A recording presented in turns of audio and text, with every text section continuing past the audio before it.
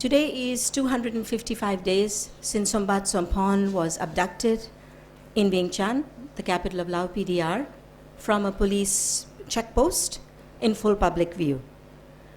Since then, his family and friends, colleagues, allies, and organizations and people committed to the protection and defense of human rights have been organizing a number of activities, actions, delegations, in order to push the Lao government and all the authorities involved to investigate the case to find out what has happened to Sombath Somphone and to return him safely to his family and his community. Since then, we have organized collectively, and the we is a collective we. There are many, many organizations and networks involved in this. 3 parliamentary delegations already, who have gone to Vientiane, to Laos, and have just talked with National Assembly members and very senior members of the Lao government. Seated before you are members of the 3rd delegation. They were just in Vientiane from August 25th to last night, August 27th.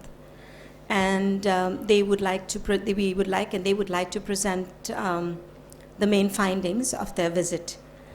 Our delegates are first Mr. Soren Bosondergaard, who has been a member of the European Parliament since 2007.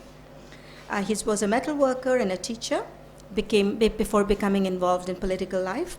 He is a member of the Danish Parliament between 1994 and 2005, representing the Red-Green Alliance, where he was a spokesperson on foreign affairs and human rights. And in 2007, he was elected as member of the European Parliament for the People's Movement Against the EU. And I'm saying the English translation because I think if I say the Danish language, I will not be able to really pronounce it correctly, so my apologies. And in the European Parliament, he is a member of the United Left, Nordic Green Left, that is GUE-NGL. And since 2009, a member of its bureau. And he is currently the Vice Chair of the Parliament's Special Committee on Organized Crime, Corruption, and Money Laundering. So Mr. Soren Bosondergaard will be our first speaker.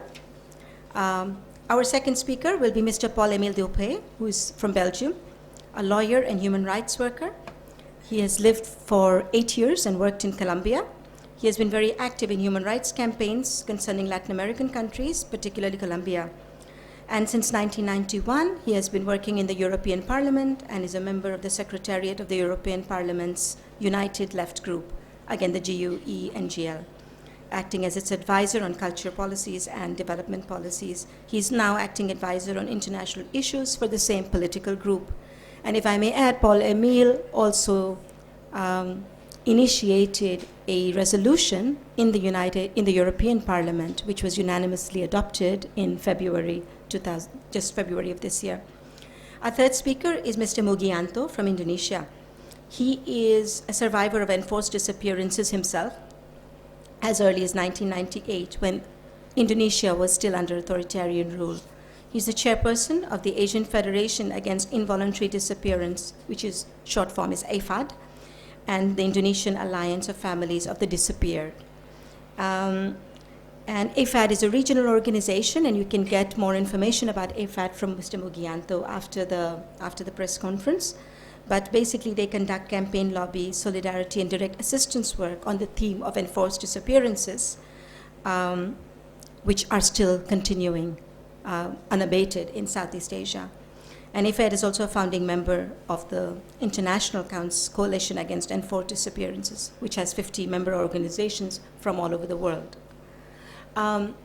So I will request our delegates to make their own statement first, and then we will take questions.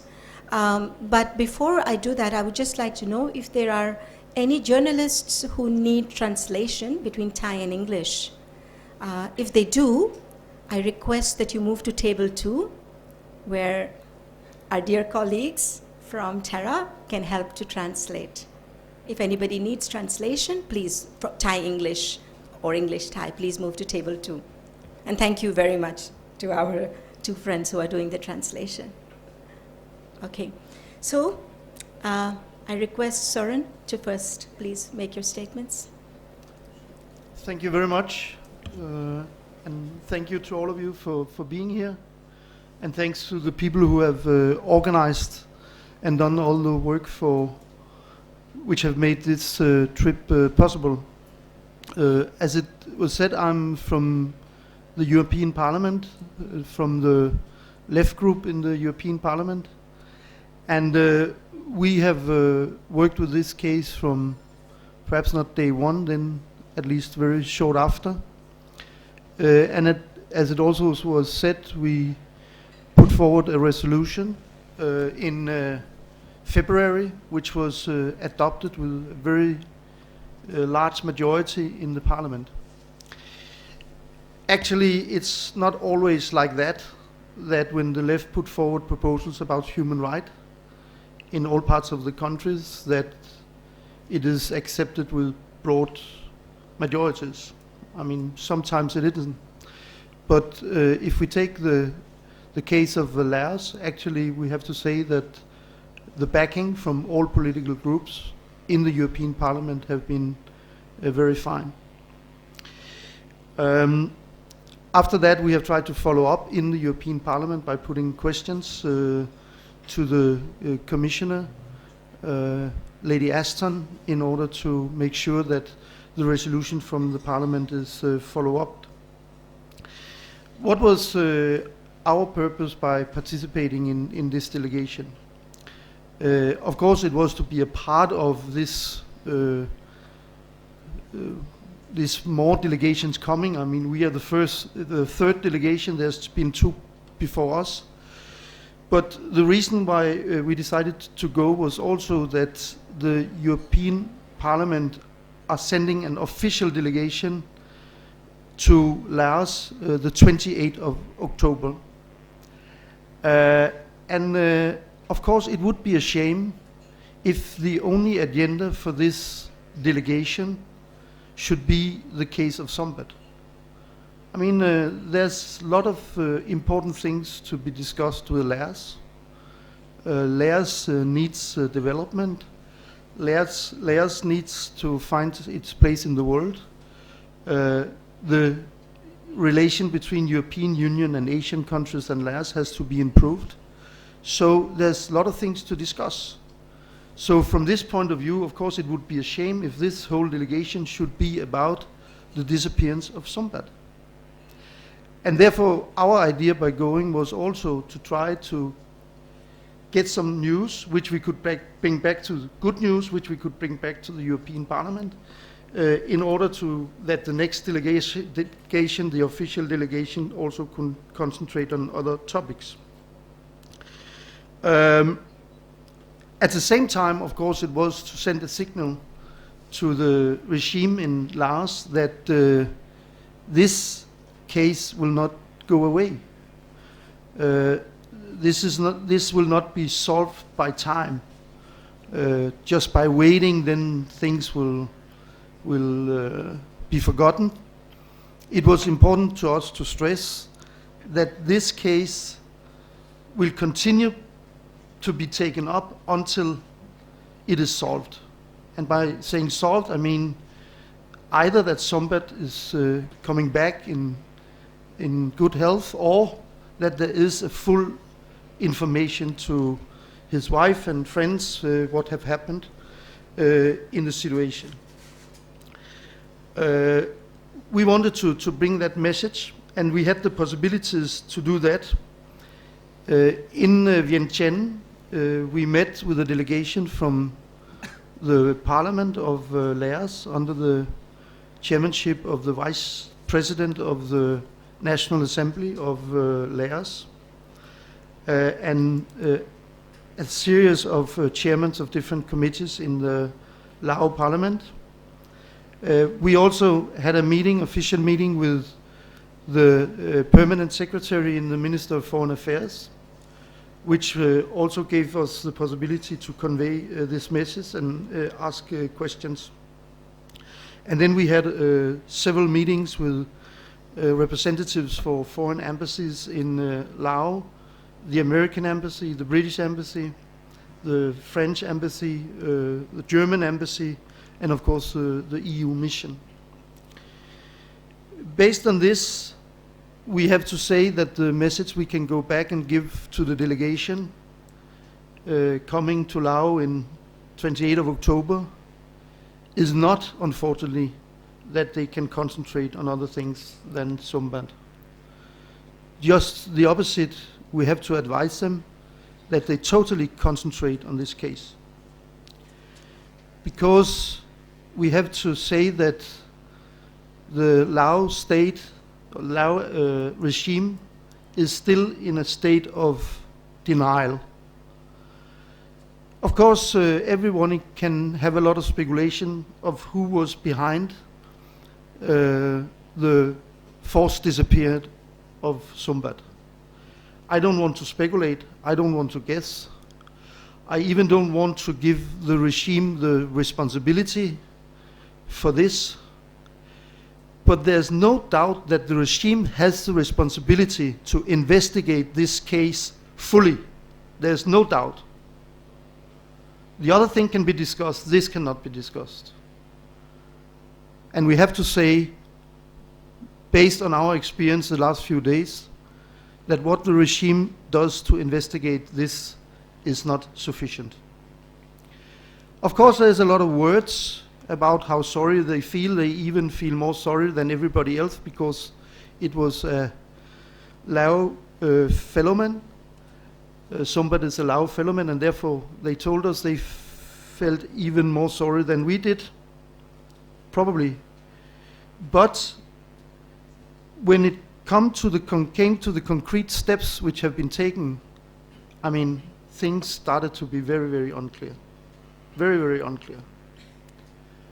For example, Sombath's family have been told by the local police in charge of the investigation that the investigation have stopped when they went there. They could not confirm it. They say it continued, but it was very difficult for them concretely to explain how it continued. And even in the Minister of Foreign Affairs, we were presented with this ridiculous lies that perhaps it was not Sombath's who was on the pictures which were taken. Because of course there's a lot of disappearance in Asia of activists. Too many. But there's not many disappearances which is taken on photo, which is taken on film. And where you can see the persons, and where you can see the cars. There's not many of them. Therefore, we of course also said that a way of proving their goodwill would be to involve other countries in looking at these films in order to try to find out whether they could find something from these films which could show who the perpetrators were. Of course, coming from the left, I perhaps totally understand that the Lao authorities are not very happy to send these tapes to the United States. But the United States is not the only country in the world. We learned from the British embassy that they have also said that they could help.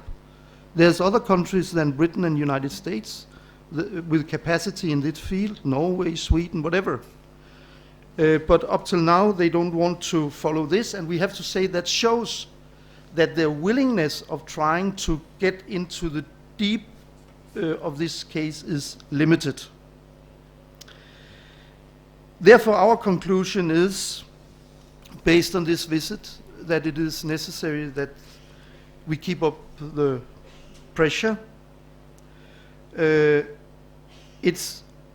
We think that we got the message through, and by getting the message through, we hope we have created a little space inside the regime where they need to discuss how they get rid of this pressure. And by helping to create this little space, perhaps we also create the possibilities for disagreement, which can lead to that some development will take place. And as stronger the pressure will be, as more is the possibilities for that. We hope that everybody, every country, every decent person, every human rights organization will participate. For our part, we will go back and inform our colleagues going on in October. And we will take initiative from our group to make a new resolution which will be proposed for the Parliament the 12th of December. The 12th of December is the day in Strasbourg where we have our session and discussing human rights.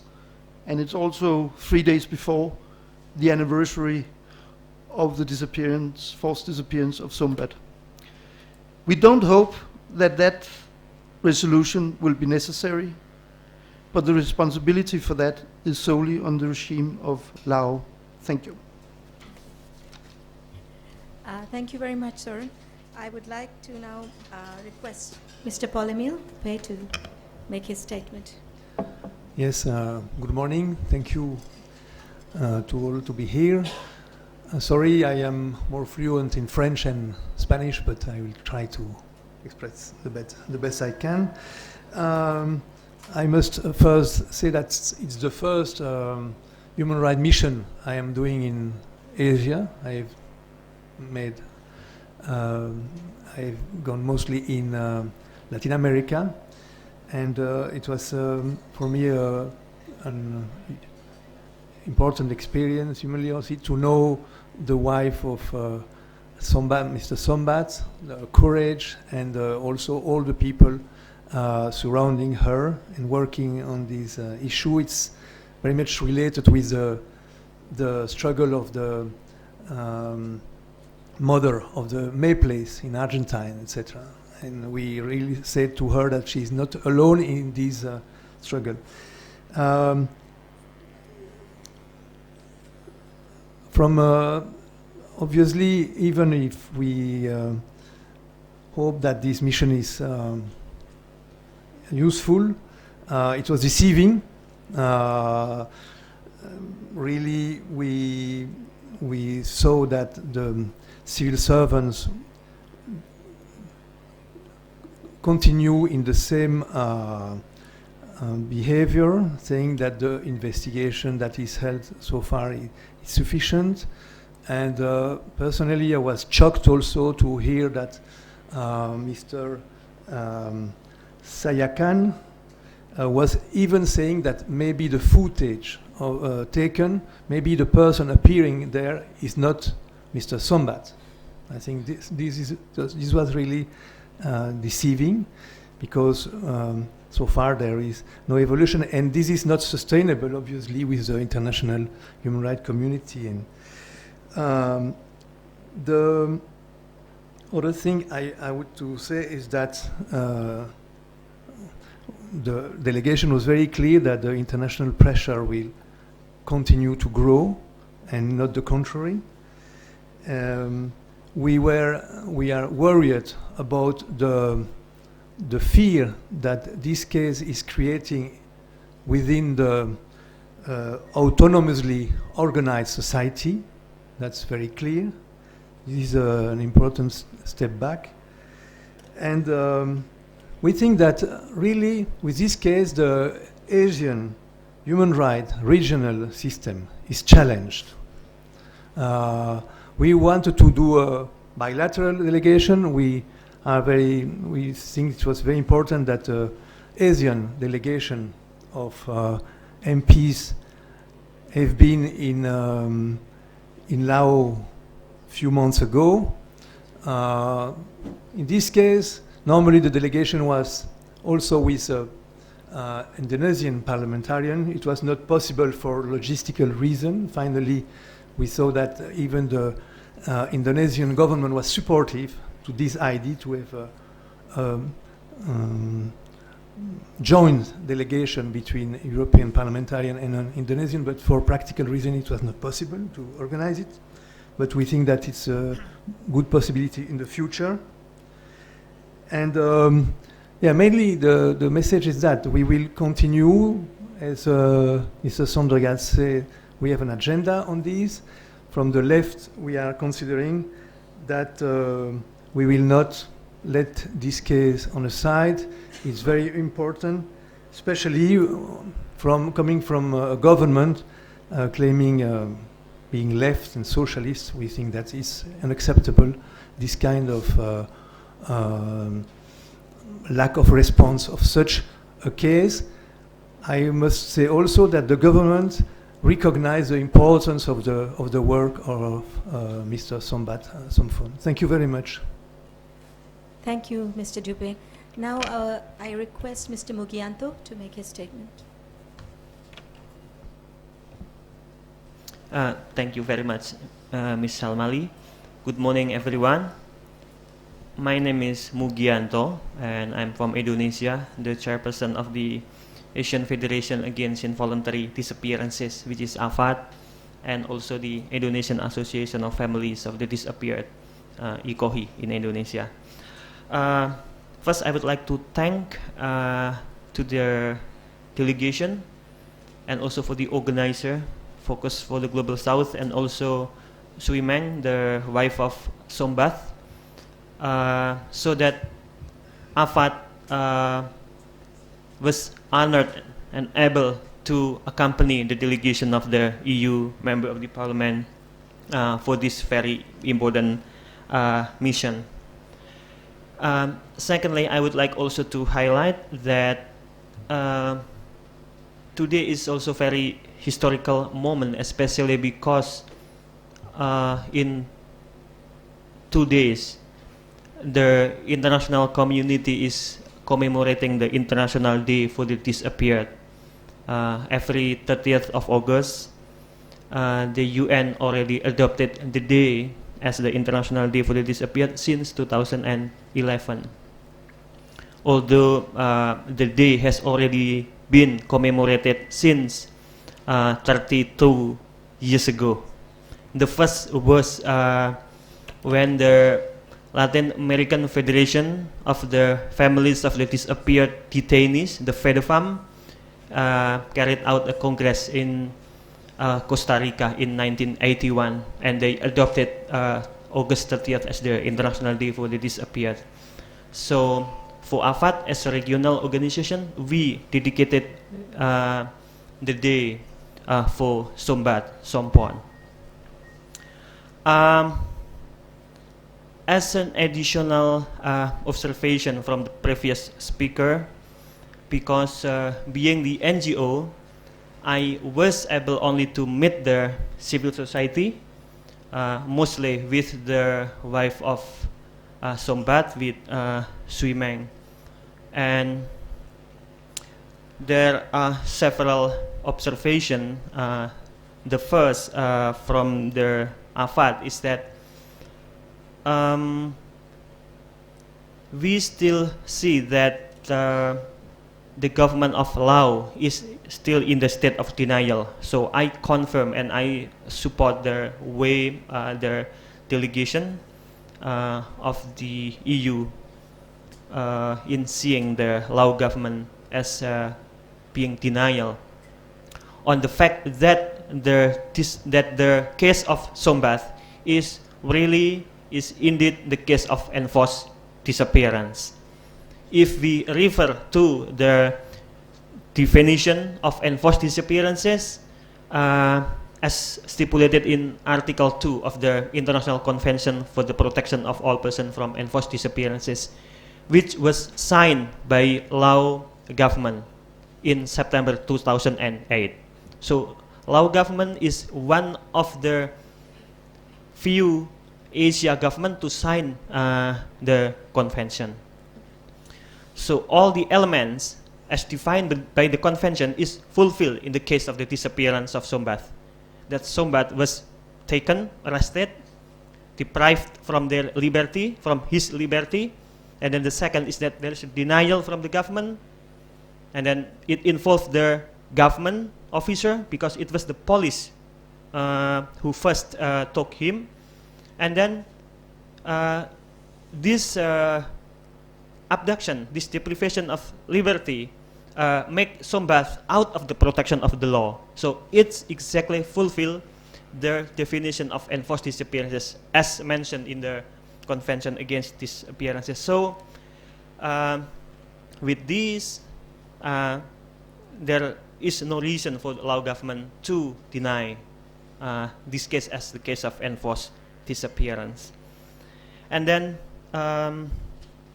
secondly, our observation after having a discussion with the civil society and also particularly with the wife of Sombath is that we still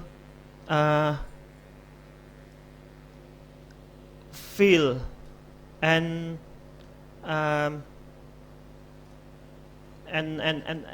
yeah, we feel the fear among the people of Laos. Before going to Laos, I was expecting to meet more NGOs, for example, and also more civil society. But what we found there is there are only few, very few. And it is not because they don't want to speak about Sombath. I think Sui Meng very strongly told me, saying that it is not that they don't know what happened to Sombath, but they are afraid to talk about what happened to Sombath because Laos, especially Vientiane, is too small. So I would like also to emphasize, and in a full agreement with the statement of Sui Meng in saying that there is a culture and even there is a conspiracy of silence in Laos. And as a civil society, as a human rights movement, being the AFAT, there is a huge challenge for us to break this conspiracy of silence in Laos. And then thirdly,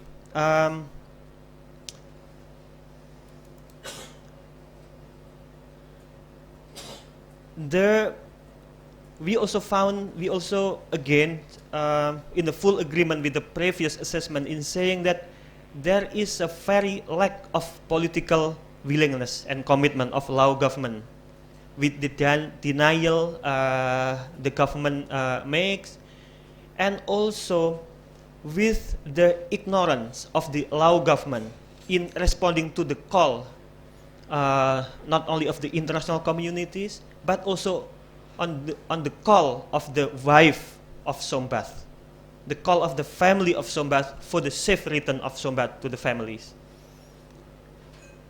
So from this, AFAT sees that the Lao government does not deny only the very existence of Sombath by disappearing Sombath, but also the existence of the families, of the wife, and of course with the rights of the victims to truth, to know the circumstances and whereabouts of Sombath. So those are some of the observations that we found during this mission, and we also have several recommendations addressed to the government of Laos. The first is, of course, being the signatory to the International Convention Against Enforced Disappearances. So at least the government of Laos should refrain from committing, the act which is against the purpose, spirit of the convention that they signed itself. That is the least thing that and they should do. And because one of the recommendations of the UPR, the Universal Periodic Review on Laos, was also for the Lao government to ratify the convention. So we also urge the Lao government to continue the process to ratifying the convention against enforced disappearances. And AFAT would like also to call for the Lao government to open up more space for the civil society to operate, to work in Laos, because being the Asian federation. Laos is, I mean, it is very difficult to understand that there is still country at this time where there is no freedom of expression, freedom of association, like the one in Laos. It is like, our region many years back. So, and this is the biggest challenge of the organization like ours, the civil society and human rights movement in our region. So we really want that that the government of Laos open up space for civil society to work, to operate, and also open a dialogue, partnership with the NGOs. And the most important recommendation from AFAD is, of course, for the Lao government to immediately return Sombath Somphone home to his family, which is the highest demand of the family, the rights of the family guaranteed by the international human rights instrument. So at least for the families to know the fate and whereabouts. And of course, because we all, including Lao government, in every international forum said that our region, that especially like ASEAN, for example, we are in the course of the struggle against impunity. So there should be accountability. Accountability should be taken to the perpetrators of these heinous crimes. And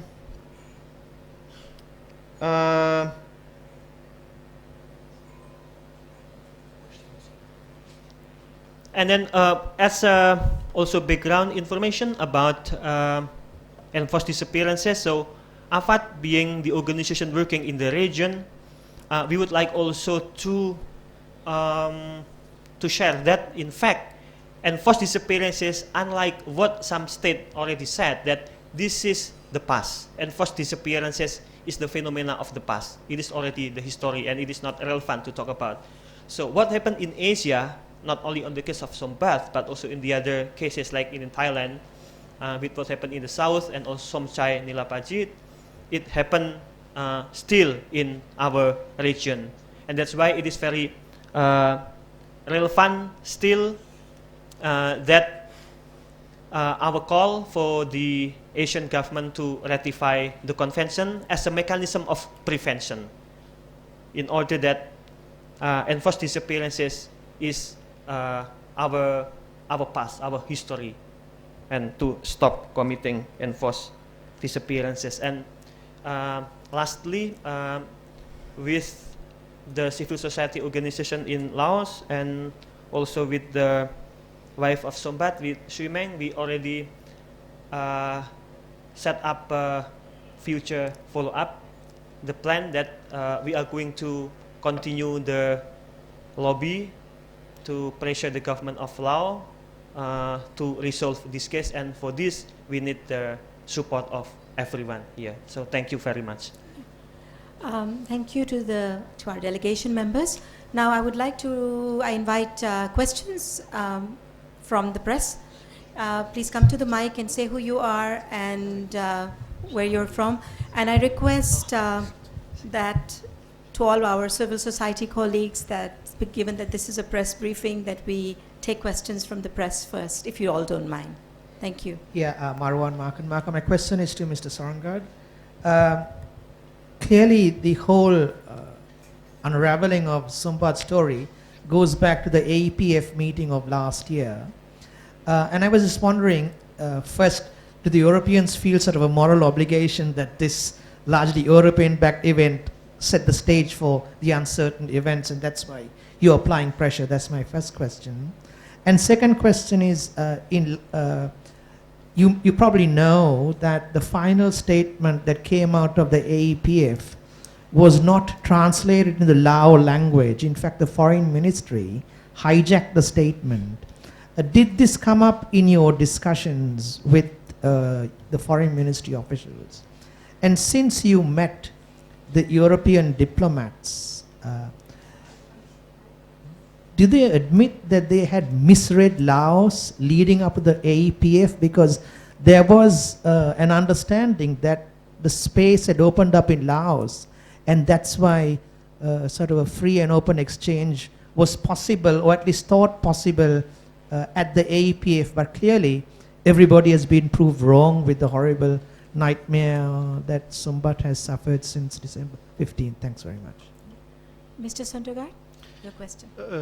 First of all, I mean, I don't want or intend to speak on behalf of Europeans because I think that many of them would not like that I do. So I can speak on behalf of myself and on behalf of our group. And of course, I would say that precisely the fact that this happened 6 weeks after the meeting in the Asia-European People's Forum, exactly that fact, of course, gives us an obligation to follow this case even more closely. Of course, every disappearance should be followed closely, but the fact that this was linked to this forum, of course, gives us an extra obligation, I would say. Secondly, no, we didn't raise the question about the translation with the authorities. That was not a part of our agenda. I would say that I was surprised how much time, compared with what was planned, we used at the meeting, how long they took. Both meetings was 1.5 hours. And they were scheduled for perhaps half an hour, and it was 1.5 hours, and we only talk about Sombath in depth, the case there. So no, we didn't raise that. But of course, that also has to be erased in the context. And thirdly, no, we didn't ask the diplomats any political confessions about misreadings in the past.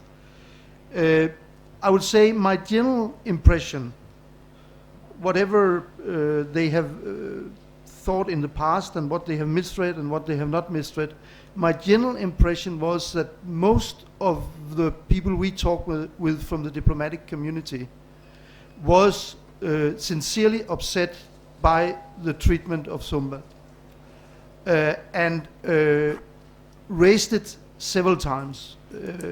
Not only have not raised it several times in the past, but are also going to continue to raise it. I will say, if what we saw there from different embassies in terms of raising this question was the general attitude to violation of human rights in the world, I think a lot of places would be much better. But that's not to excuse anybody, but it's just to say that our impression was that there was a sincere concern and they raised it.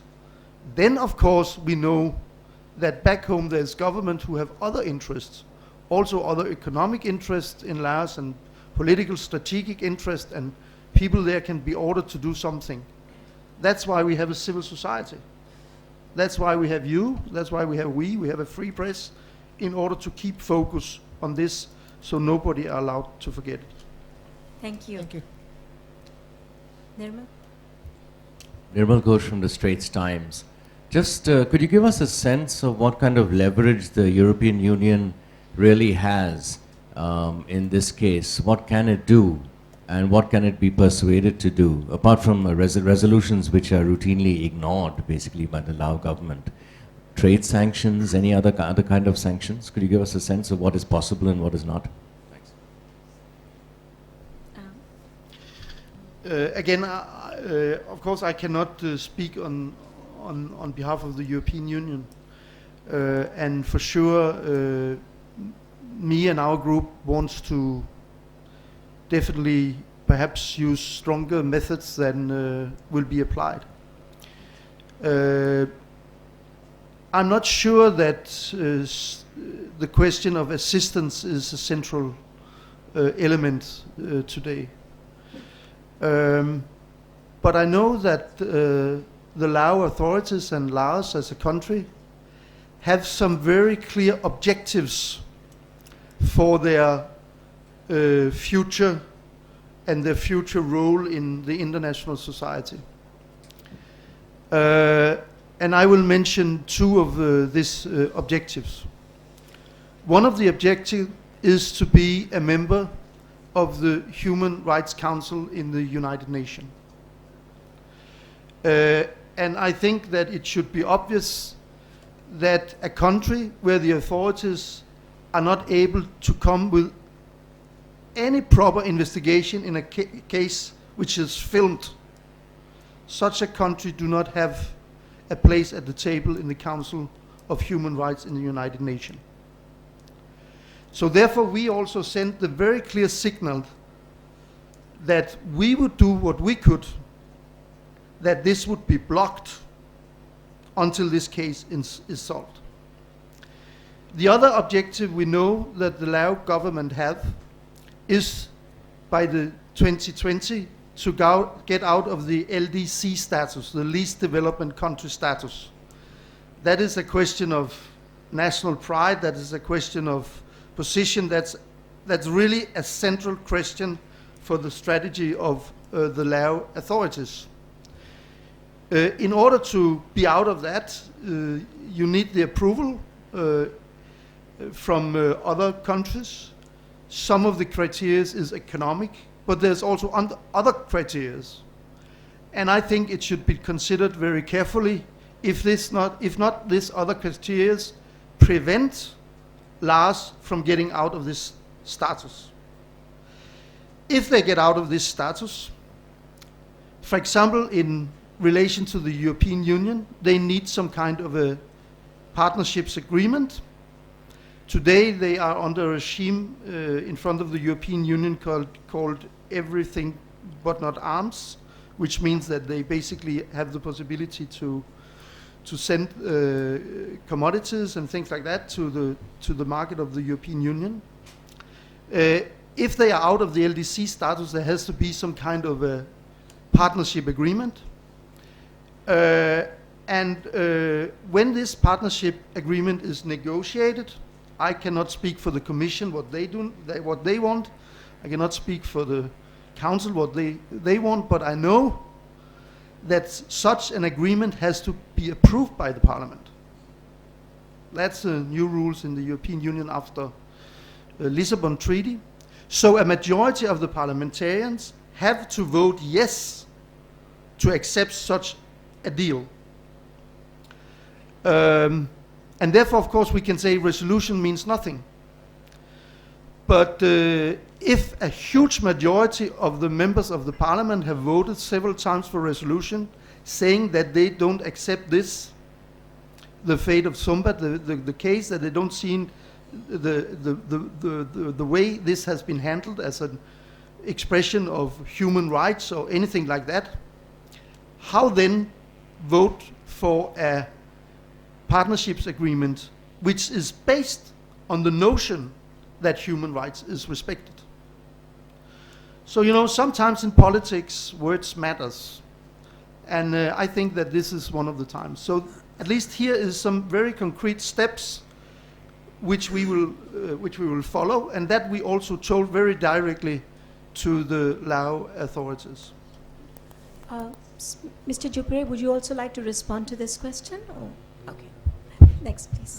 Peter Jansen, DPA. Just a follow-up question. I wonder, broadly speaking, do you feel that you're sort of up against what seems to be a very sort of good reputation that Laos has in the international community in the past? I mean, everyone seems to think of this country as a nice, smiley place where tourists go and everybody's nice and peaceful and laid back. If this was Burma, right, the international community would have been all over this case and making a much bigger deal out of it, yeah? I'm just wondering, do you feel that there's a mood change towards Laos's reputation in the international community, and are you are you sort of pushing that mood change, or is there a lot of resistance to pushing some of the things you've been hinting at, yeah, in terms of penalizing Laos for this case? Keeping all proportion about human rights violations, etc., we have said that to the authorities, that really they are beginning to take the place of Myanmar in the vision from Europe of what happens in the region. Soren spoke about the very big majority, practically unanimity of the parliament on this case. So this is, for any country having a perspective, an international view, understanding of the how international relation is working, this is really beginning a big problem. And we try to explain that this is growing, this is coming. This delegation in October will not remain inactive, and then other things are coming. So really, we hope that this message is beginning to pass. Yesterday night after our meeting, this person of the cabinet was meeting with the minister, and I think they will begin to see that there is a big problem, and we also we see that the pressure will be growing, growing. Next. Hi, Aubrey Belford from Reuters. Before there was talk about sustained international pressure creating a space for internal disagreement or dissent in the Laos state, I was just wondering if you could elaborate on that. To what extent right now is there an indication that there are disagreements there about where to go forward about this, and who exactly is arguing with who? Is there any idea, or are they putting up quite a united front when they talk to you? Well, I'm sorry, I will not be able to elaborate a lot of that about that, because a part of it is rumors, a part of it is feelings. But I think, I mean, never in history you have seen a regime which remains stable for decades and decades. And very often you see regimes where internal contradictions make things happen. And for me, it's quite clear that Laos is in a transformation from a quite closed society, a situation with quite little contact to the outside world, and with a leadership quite isolated from the outside world, and then to a situation where they themselves wish to play a part in the world, be active, be around, be involved in meetings. For example, being on the Council of the Human Rights Council in the United Nations. And this, of course, creates some conflicts. You cannot both have a very isolationistic leadership, looking inwards, don't looking about the world around, and then on the other hand play a role in the world and be a part of the world. I mean, and from these contradictions, things can happen. And that's basically the point of view, that we, by being there, by presenting our view, by insisting on our view, can help to maintain and enlarge that space. Mr. Dupré, would you like to also respond to this? Sean Crispin, Asia Times Online. I know Nirmal asked the question initially, and you've touched upon it in mentioning that the Lao authorities have a desire to enter the UN Human Rights Council and no longer be considered an LDC. But I was just curious, as a delegation such as yours, as a forerunner to the larger delegation to come in October, if you did not raise the potential with the Lao authorities that if progress was not made in this case, that the EU could consider the suspension of different sort of technical assistance, of economic assistance, that potentially this is something that could come to bear if progress was not demonstrated in this case. And as a follow-up to that, I was just curious that throughout your meetings, probably outside of government, but not with government, if you were able to uncover any new information actually about Sombath's disappearance than what is already known publicly. So 2 questions there. The answer on both questions is no. To elaborate a little bit on the first question, I would say that, I mean, we are not in a position to put out threats on behalf of the European Union. I mean, we are parliamentarians from a group in the European Parliament, the left group, and I would say, unfortunately, we do not have the power neither in the European Parliament nor in the European Union. So therefore, I think it would be very inappropriate for us to start to say what the European Union would do if, I mean, there's going to be a discussion in the European Parliament about it, and I can ensure you that we will participate in that discussion. Yes, effectively. So we don't know also what will be the decision. The delegation that is coming in October 28 is a delegation expressing all the expression of all the parties of the parliament, and if there is a resolution from the parliament in December, for example, 1 year after the event, the forced disappearance of Sombath, we don't know what will be the discussion and the content of this resolution. All kind of recommendation of the parliament are possible. Probably it will be stronger than the resolution that has been tabled so far. And for Laos, it's really a problem, normally, if the government understands international relation and the EU functioning, to have 2 resolutions on one single country in 1 year. This is very significant. And then you have other reports in the parliament about human rights, you have the action of the EU in Geneva, etc. So this is very significant. Many countries where also things are occurring, but they don't have 2 resolutions on human rights in 1 year. So I think that's significant, and we will see what will happen in this sense. Are there other questions from the press? If not, may I invite questions from those who are not members of the press? I'm sorry, I did prioritize the press first because this was a press briefing in the FCCT. But are there questions or comments from our guests from civil society or any of the governmental delegations? Yes, please. Hi, sorry, I'm still press. Jonah Fisher from the BBC. Has there been any information received by people you've spoken to that suggests that Mr. Sombath is still alive? And how many people were in your delegation? Are you the only parliamentarian from the European Parliament here, or can you just give us a bit of details about what the makeup is of your delegation?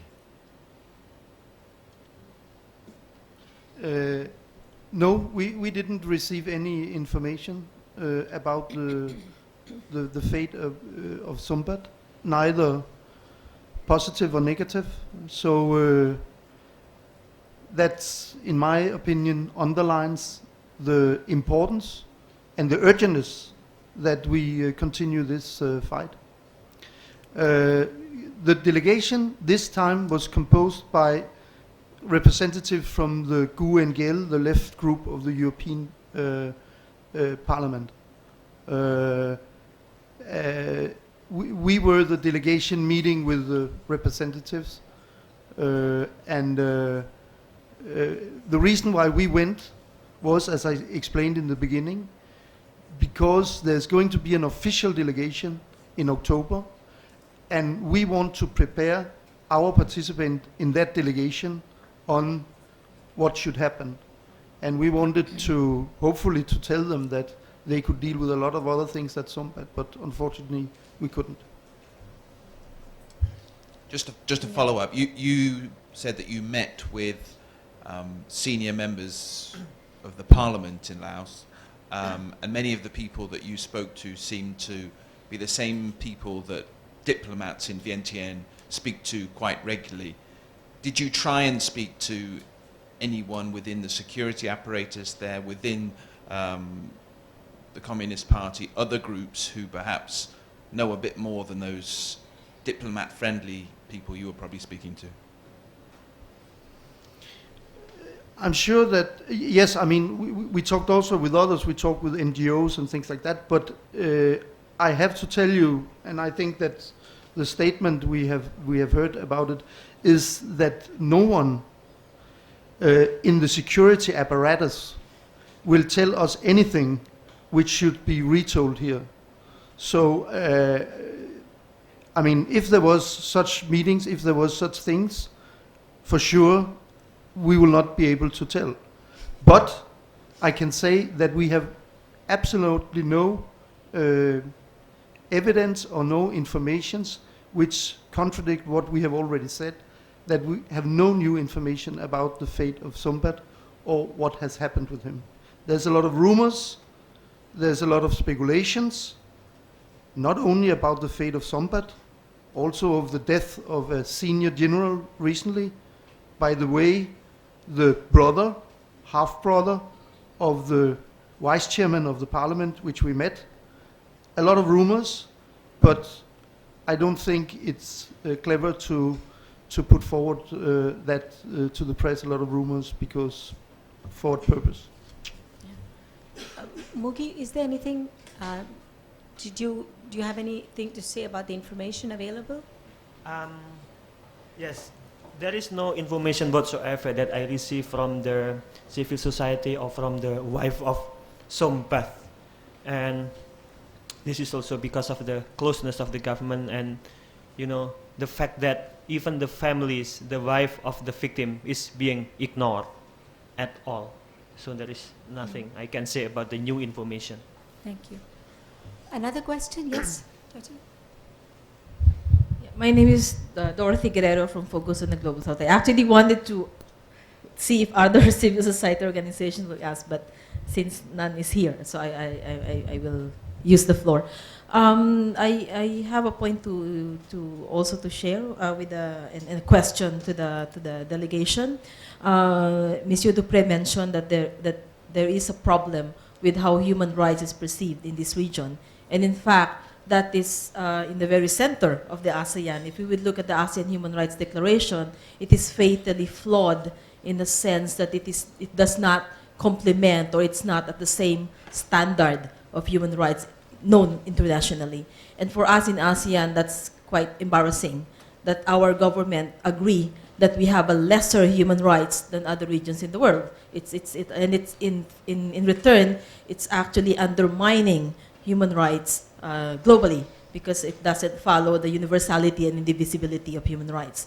The second challenge is that in ASEAN, you also have this principle, or I see it more as non-principle, of interference, that other ASEAN country could not intervene in the affairs of the other ASEAN country. That in fact you should have a member from a parliament from the region, but because of this principle, that person was not able to join your delegation. So my question is that in your work internationally, if you're also faced with this kind of challenge, that the region or the country involved have a different definition of human rights or appreciation of human rights, and this question of non-interference. So how will the European Union or the next delegation can question this? Because for ASEAN, it ties its hands, that it could not, even among the human rights commissioners of the ASEAN country, they see this as a problem. And for us activists in the region, we have this strategy of a boomerang strategy that maybe we can use our allies in Europe to hit back problems in the ASEAN region. Thank you. I request all of you to respond to this. Yes, first we want to clarify that yes, the Indonesian member of parliament did not come, but because someone in the Ministry of Foreign Affairs of Indonesia argued that there was a problem of interference. But the ambassador of Indonesia was awaiting the member at the airport where we arrived on Sunday. So the final decision of the Foreign Affairs Ministry was that, yes, there was no problem of interference to send a delegation jointly with the European delegation to Laos. So in this sense, it was interesting. We are from the left, so we have a vision of human rights not limited to only civil liberties, but also questions of economic and cultural rights, etc. So we are very much concerned of this view in the relations also between Europe and the Asian countries. So from the left, surely we will insist that the relation must be based not only on business, but also on other kind of things, not only mining, agribusiness, opening of market, but also building another kind of relation, another kind of society. And we know that you are challenged also here, the progressive movements, etc., to build these Asian association. In this sense, what I told at the beginning, this case is especially challenging, this case of human rights, especially challenging for the human rights regional Asian system. A so clear case taken on camera of very important persons, something like Magnicid, you know, he is not from the government, but it's a very prominent person for social work in Laos and in the region. This case would have been solved in many countries of the world. So this is really the answer of the Lao government is unsustainable. It's, there is no credibility to say that the investigation is progressing normally and that we need time. There is no credibility. It's not satisfactory for the region, for the Asian region, and also for the human rights international system. And it will be, and we will insist from the left also that it will be this case and others that can occur also in the center of how we are, our relation with the Asian region. Thank you. Please. I would say one of the advantages of Europe is exactly that there has been, on this specific field, is that there has been a common decision as a result of the so-called CSCE process lead to the OSCE and the Copenhagen conference where the Copenhagen criteria was updrawn. There has been a common understanding that human rights issue is not issues which just exist inside one country, but it is general issues which can be discussed among the countries.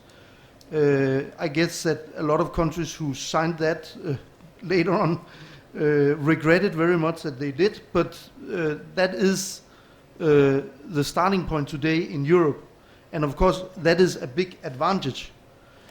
But we also have to remember that in the international law, there is also something called international crimes against humanity. And there's conventions with that.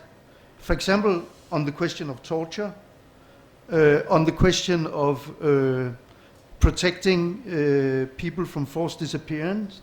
There's other conventions which define that space. And for that you cannot call on saying, yeah, you have national sovereignty. I mean, we had the whole process with Pinochet in Europe and other places where Pinochet tried to escape from his responsibility, but where it was clear that his responsible for torture was a crime against humanity, and therefore there was a global responsibility for that, and he could be put for a judge everywhere. So we have to use, of course, that instrument, and when there is proofs for every country, not only Laos, but for every country, that central political leaders or civil servants have been involved in that kind of atrocities, of course action has to be made, if not at home, then every time they go abroad. Every time they go abroad. Thank you. Mugi, would you like to also respond? Yes, I would like to respond to the point raised by Dorothy on the region, on the sub-region in ASEAN. From the meeting with the civil society organization and also with the wife of Sombath, there was also an expression of disappointment, but on the other hand also expectation that there should be more active role by the government in ASEAN and also the regional mechanism, the ICHR, and also the parliament. There is also expectation on that. And then in relation to the participation of the member of the parliament from Indonesia in relation to this particular mission is that yes, there was in fact miscommunication because the preparation by the Indonesian delegation of the member of the parliament is so short, and accordingly, and the response by the government is very slow, and because of that, the Indonesian delegation of the member of the parliament can get the the confirmation from the embassy of Indonesia in Vientiane is only when we were already there, when we were already in Laos. This means actually that it is very possible that in the next mission, the Indonesian member of the parliament can participate and can conduct another mission. And that is, I think, the challenge also of the civil society in that particular countries. And with this situation, we also discussed with the family, with Shui Meng, that it will be very important for us, for the solidarity group on Sombath, to also conduct like a campaign and lobby in the region, in ASEAN, because we believe that there are some countries, although we have this very bad standard of the ASEAN Human Rights Declaration, but in some countries there are also good and committed people in the parliament. So we can talk with Indonesian member of the parliament, we can talk about, we can talk with the Philippines, and also with Thailand and some other. So yeah, that's the area of work where the civil society and the human rights movement can work on. Thank you. Any, yes, Maris, please.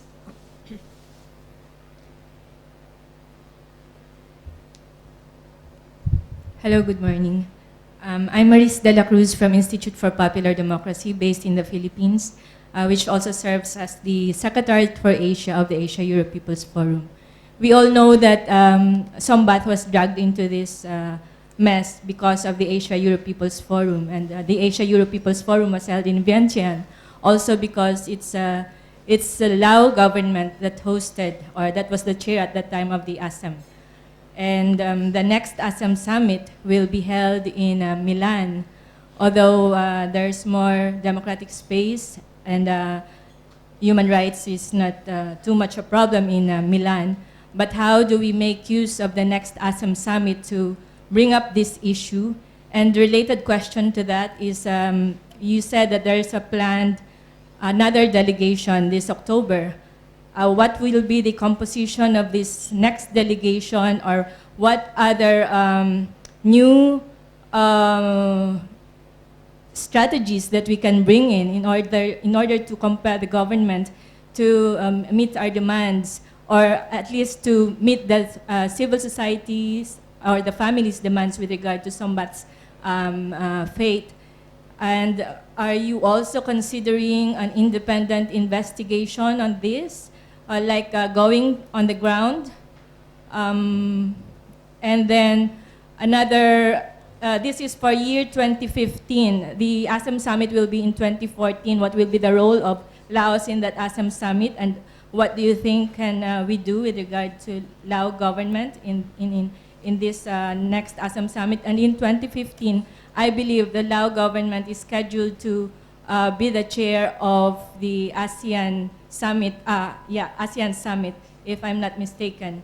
So what are you also thinking for the side of the parliamentarians that can hold the Lao government accountable, or at least these things may not happen anymore, because civil society in these forums have always been raising the issue of democracy, genuine democracy, justice, and human rights. And the governments have also been pronouncing, or have continuously made pronouncements that it supports promotion of human rights and democracy in this country, especially in Asia.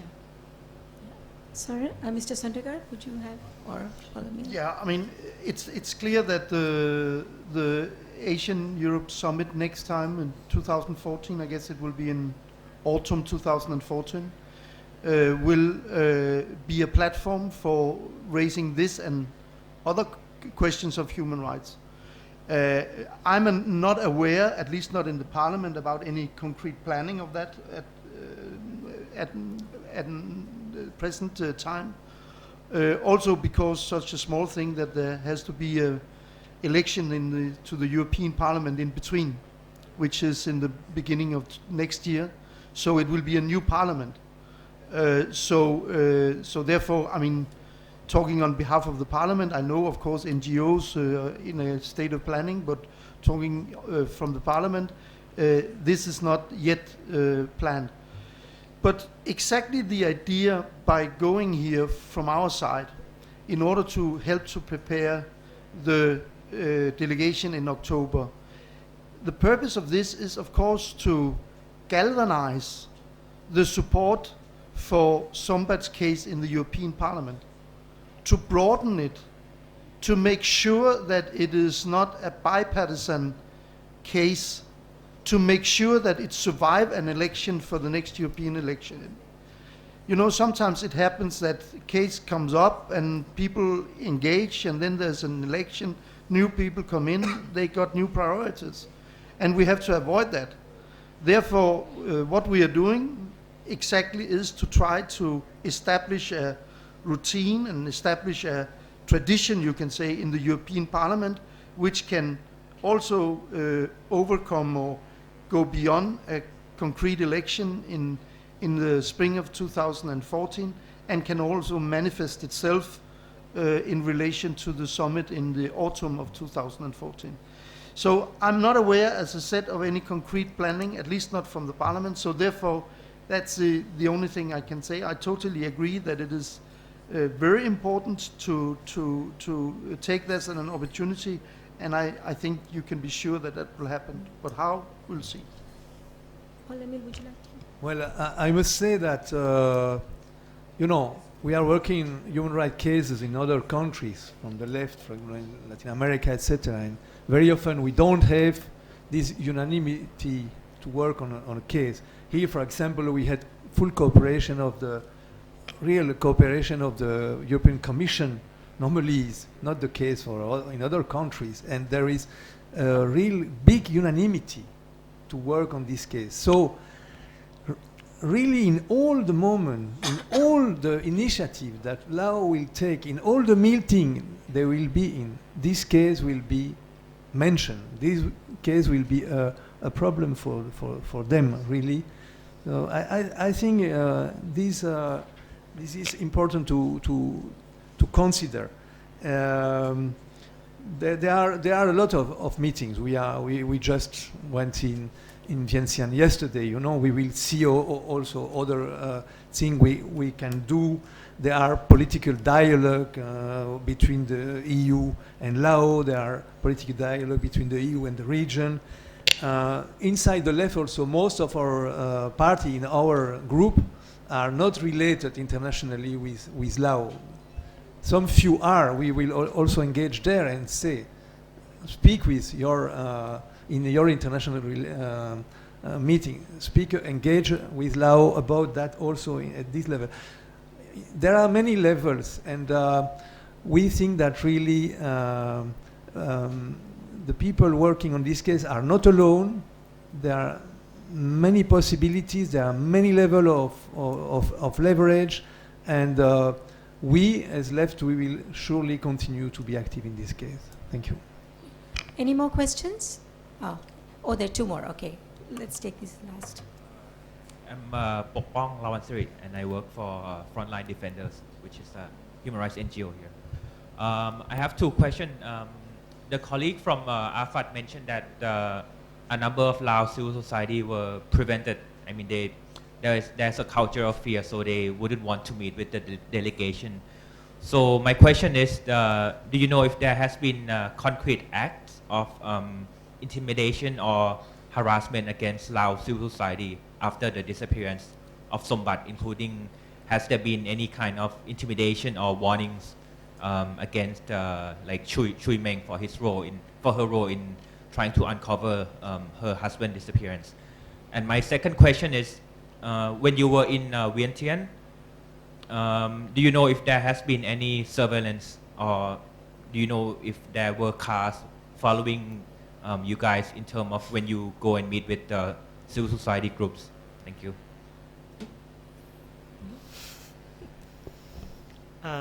Yes, thank you very much for the question from our colleague from Thailand.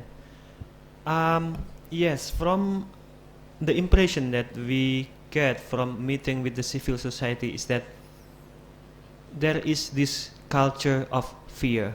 So being the culture, so there is it is already internalized in themselves.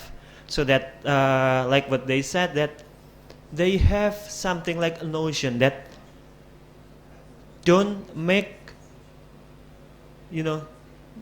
yourself into trouble by talking, by doing something related to this. So it's like a self censorship, because this is a culture, and being the single party state, I think, and that is the biggest problem in Laos, is that there is no checks and balances. So that's why I don't blame the fact that there is no active or outspoken NGOs on civil society or person except Chui Meng and some other friend. But this is the culture developed, maintained, preserved by the regime of Laos. And regarding to the second question, I don't know. I don't feel whether we were monitored or not. And then lastly, that what I would like also to emphasize is, although most probably Sombath was made disappeared because of his leading role in all this process of AEPF, but it should be the concern of everyone about these issues. So it is not only the responsibility, the concern of organization or the person or government related to the AEPF, but of the concern of every human being. And that is exactly the reason why AFAT, being the human rights organization, we will work on this issue based on our area on human right arena. And we already agreed that with Chui Meng, at least with the families, that we are going to our nearest agenda in the international forum is in the UN in Geneva, that we are going to meet with the UN Working Group on Enforced and Involuntary Disappearances, because they are going to have the 101 session in second week of November. That's our nearest agenda that we agree on to bring the UN attention on the case of Sombath. Thank you. Mr. Sundagar? Yeah, I just want to say that concerning meetings with NGO and others, we totally respected where they wanted to meet and how they wanted to meet. By the way, talking about surveillance, I can say when we went to the American embassy, we had to deliver our cell phones. So perhaps it had made it more difficult for the NSA to surveil us, I don't know, but that was... Yes, you do. No, I want to say we don't know if we were monitored, probably very much observed, and I think they are very concerned. What was really surprising or strong for me, it's how there is a blackout. Normally when a parliamentarian comes in a country very far from Europe, etc., you have something with the radio, we have something with the television, you have something on written press, we have met the chair of the parliament. There was nothing. That's not usual. There are other countries where there are a lot of forced disappearance. When you go there, anyway, there you have a space in the newspaper, you have space in the radio, there are alternative media. Here, nothing. Completely dead in terms of information. And I think this is very significant. Thank you. Thank you. Yes, question, last question. Hi, my name is Jim Pollard. I'm a journalist on the Nation newspaper. I'm just interested in the sort of the things that civil society groups, local people and others, particularly possibly the Americans in the embassy there, which maybe the NSA couldn't hear, had to say in terms of there was a widespread feeling amongst journalists in this club, Correspondents, 5 to 10 years ago, that the Laos regime was one that was prepared to kill. There were a whole series of murders in the northeast, culminating with the killing of a Lao American couple in a temple in Nong Khai, broad daylight, 10 a.m. in the morning. I think it was January 2005 or January 2006. I think if you also look at WikiLeaks and some of the things that the American ambassador in Laos said at that time, there were allegations involving, there was talk of a massacre up near Vang Vieng, 26 women and children.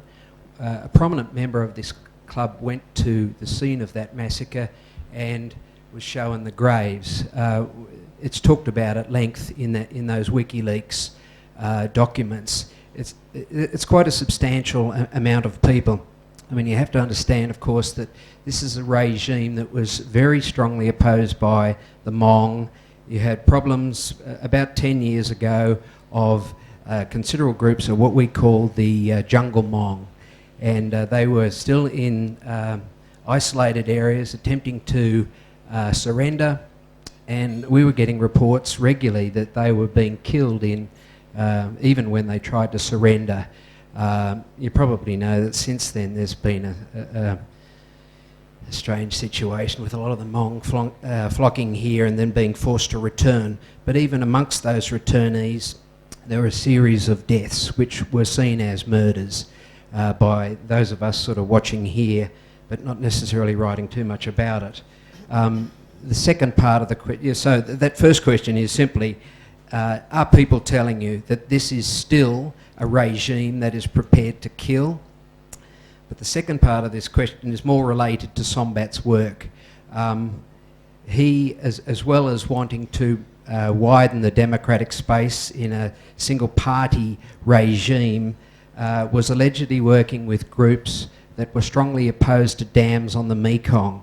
I'm just wondering, these dams on the Mekong are a very, very big issue. Some long-standing journalist here has said basically these are dramatic changes that will change one of the world's biggest rivers forever, and this is an issue that is one of the biggest issues since the Vietnam War.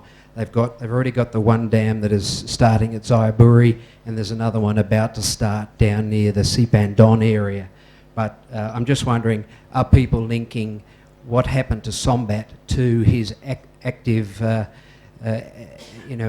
work or his work with groups in relation to dams? Thank you. Does the delegation have a response? Anybody? Well, only on the second question I would like to say we concentrated on the case of Sombath, but it's very significant because, as I told, there is no possibility even to speak or to have some voice in the press, in the radio, in the television on a case so significant. So it seems it's a case also on other issue, probably on socio-economical issue, on dams, on land grabbing, on mining, etc. I think that what Sombath was doing was really education. He was very, very careful. He was really respectful, only trying to work on the people knowing their right. But effectively, we think that there is really no possibility of debate in this country, probably on other issues. And when you have no debates in a country then you have no possibility of socialism or the left, etc. So really, that's a big question that we see behind that, behind this case. Mr. Sanko. Just one comment, perhaps not an answer, but a comment to the first question. I mean, in my opinion, you can say, I mean, what is going on in Laos today is not what happened years ago. There has been improvements, even though we lately have seen, as we have heard, the crackdown on the civil society, which have led to this self-censorship and which is very serious. But we tried to find out again and again, has there been forced disappearance since Sombath disappeared? Because after Sombath disappeared, there was a counter-campaign against it. And one of the ways to see if this had any effect was to see, has this habit of forced disappearance continued? And as far as we were informed, there hasn't been no forced disappearance after the disappearance of Sombath. That is positive, of course, because one thing is to secure the safe return of Sombath, another thing is to prevent Sombath number 2, Sombath number 3, Sombath number 4. But then there's also things which is very negative. For example, the fact that the Lao regime handed over several refugees to North Korea. What will happen with them in North Korea? I'm not sure. I'm sure that they will not be treated well. So therefore,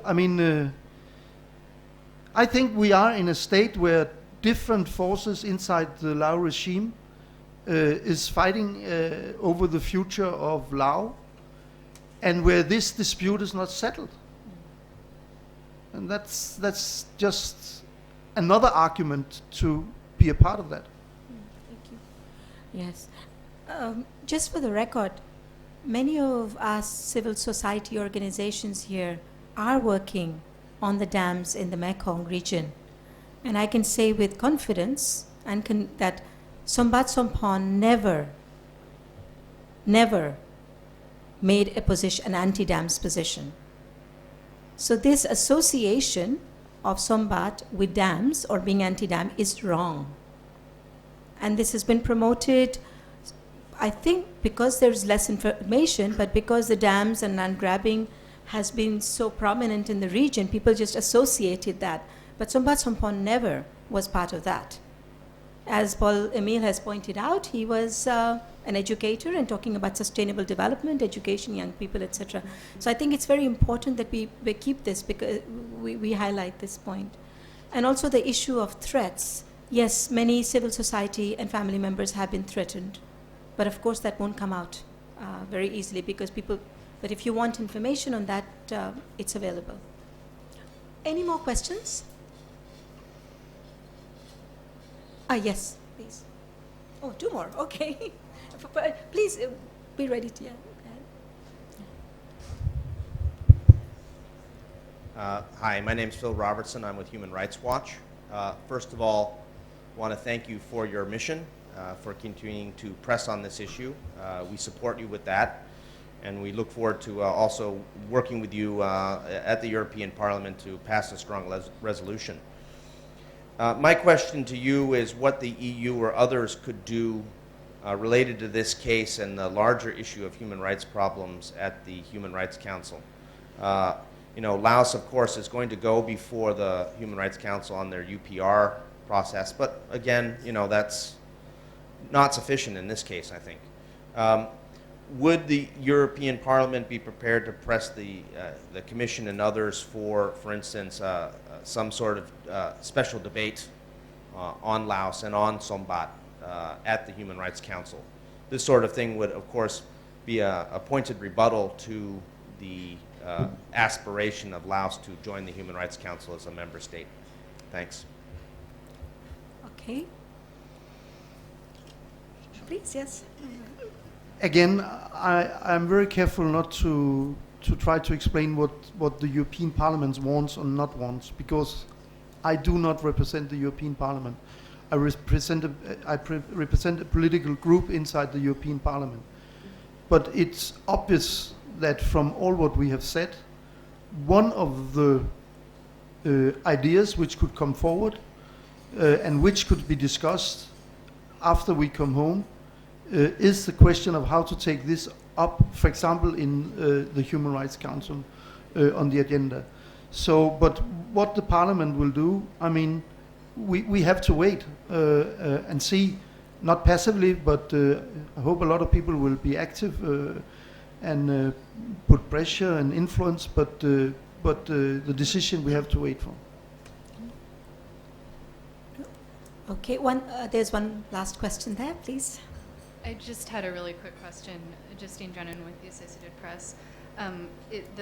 Could you introduce yourself, please? Sorry, Justine Drennan with the Associated Press. The statement talks about a relative of Sombath's hearing from a lower police official that he had stopped investigating and handed over the investigation to superiors. Do you have any thoughts on the significance of that, or did your investigation lead to any more information in that regard?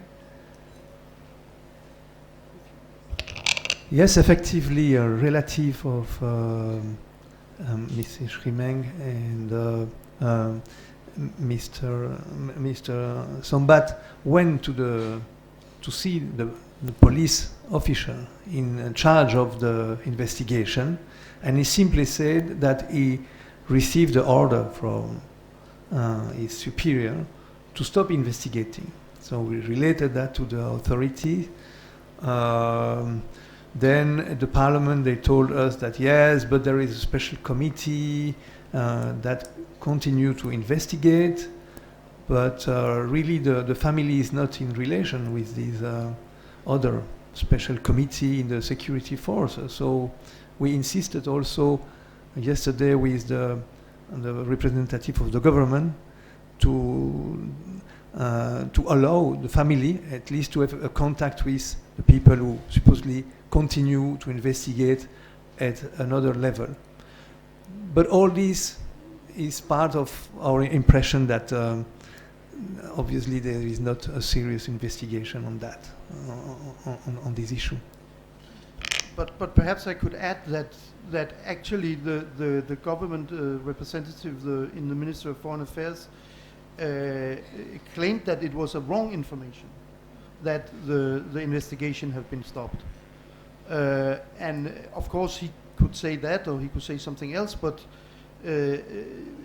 of course it's an important thing that they say it's a wrong information, because it means that even that everybody, including the press, can go to Vientiane and ask what is happening with the investigation, because it's ongoing. They said that. It's not stopped. So something must come out of it. So it gives a possibility to continue to ask what is going on with this investigation. What is the result? What is the produce of results? Huh? Sorry, just a quick follow-up. When did the conversation with the relative and the police take place? She did not mention us exactly the date, but it seems it's very recent. It must be last week, I think. Any more questions from anyone? Then would the delegates like to make any final closing statements of a couple of minutes each? Yeah, thank you, and thank you for all of you who have been so patient staying here. But I just want to make two final remarks. One remark is that, I mean, from the side of our group in the political, in the European Parliament, and I guess for most of the people in the European Parliament who have signed the resolutions and voted for the resolutions, I mean, we don't want Laos to be isolated. I mean, we want Laos to open up. We want Laos to be a part of the world. We want Laos to be a part of the Human Rights Council in the United Nations. But we also have to insist that in order to be that, something has to be settled. And one thing, of course, is the case of Sombath. Another thing is possibilities for human rights organizations or NGOs to function. That has to be settled. If that is not settled, then Laos will be isolated. Then there is the risk that Laos more and more will be Myanmar, the new Myanmar. But that's then the choice of the regime in Laos and not the choice of everyone else. And the other remark I will make, perhaps a little bit controversial, but I would say after being there, in some sense, I'm a little bit more optimistic than before. Not because of the regime or what we heard from them, but because of the courage, first and foremost of the wives of Sombath and the friends of Sombath, but also because what we heard from the foreign embassies. You know, I have been many places in the world where human rights violations have happened, and where it has been totally impossible to get foreign representations to take a clear stand or to protest. But as Paul-Emile was saying before, every time they meet, most of them, with the Lao representatives, they take it up. The German have something called the German Day, I think, soon. There will be 400 people from Laos coming there hearing about Wunderschön Germany. The ambassador will give a speech, and in that speech he will talk about Sombath. The new ambassador just appointed coming from United States to Vientiane soon was in the Congress for the hearing before being appointed, and said that there was two priorities. One was North Korea, the other was Sombath. I mean, that's not normal. Everybody can wonder why and things like that. But in my opinion, it gives some ground for optimism. Of course, I know that politics is vulnerable, changeable. And I know that money and strategic interests play a very important role, and this can change. That's only a reason why it's so important that you and we continue this fight. Because if we do that, then we can stick to the track And then I think that we can have a result in this battle, which is of course the best for Sombath, but also to save Sombath 2 and Sombath 3. Thank you. Thank you. Short statement? Anything else? Yes. My last point is that the case of Sombath is not the isolated case, meaning that there are also other cases. It is only that it is not documented and not reported because the people fear to do so. And then secondly is also because of the fact that there is no possibility for the local NGOs to speak. So it is us who is outside of Laos who should give our solidarity and support to them. And then thirdly, I think it is also very important for all of us who are outside of Laos to make sure that the wife of Sombath is safe and well. That is very important because you know, we can imagine the consequences of what she is doing. She is very courageous woman, very persistent, you know, and we need to make sure that she will always be with us and have our full support. Thank you. Yes, in our visit we knew more about Sombath and Sri Menk, and we knew that they had a future abroad. They knew themselves abroad, and they decided to go to Laos and to work with people after the revolution and the victory against colonialism, etc. And I think it's a very important decision from them. And then he worked all this time in favor of the rights of people, the rights of expression, education, debate. And for me, it's very significant that all this work he has done, and it's very significant that missing is very important. It is also important in terms of how the people are taking on board this importance of the debate. I think missing Sombath is a problem for those people inside the country who refuse the debate, who refuse people have some basic rights like education or expression. And this is significant, and we have to work on that. The next step, it's only a step, is this delegation in October, and then we have this resolution in December where we welcome also the input, also that have come today, but other input that can come. So it's significant that there is a big unanimity and a big force in favor of not letting this case be forgotten. And I think we are on good track.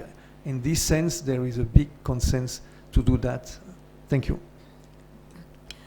Thank you very much to our delegates, and thank you to all of you in the audience for asking questions and making a lively debate and issue about this. Just to let you know that these efforts to coordinate delegations of parliamentarians and other eminent human rights organizations from within the Asia region, but also from Europe, North America, Australia, other Latin America, Africa, we will continue with these. And you will find more information about all this on this website, www.sombath.org. This is a collective website many people put together to provide information about the case. Thank you again. Thank you very much for coming.